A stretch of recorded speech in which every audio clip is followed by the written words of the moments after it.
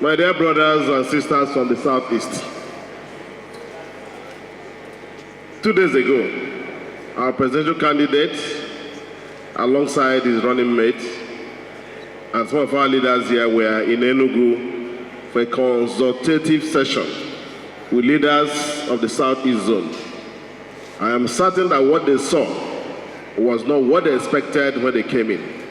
When they were coming, it was said that we were not ready for PDP.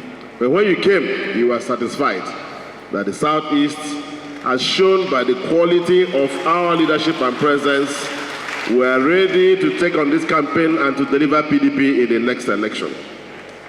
Upon that, I want to say, Mr. Chairman, Mr. DG, you will have offices in Abuja. People will be coming to you, swarming and telling you what they can do. I plead with you, please do your proper background check. Send everybody back home. Your capacity is at home, your capacity is not here. There are fifth columnists, and they will abound significantly in this election. This election is different from others. This is one election you're going to have people crossing their legs. We should therefore be very, very careful. If we identify any such person, let us give that person a back seat so that we work to win.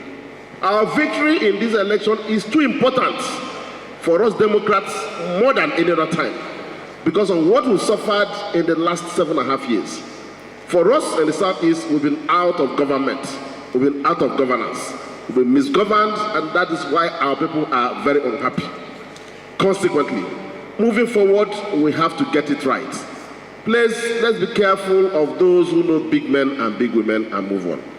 I pray that God Almighty will grant us the wisdom, the tenacity of purpose, and the strength to conquer. May God bless all of you. Thank you very much.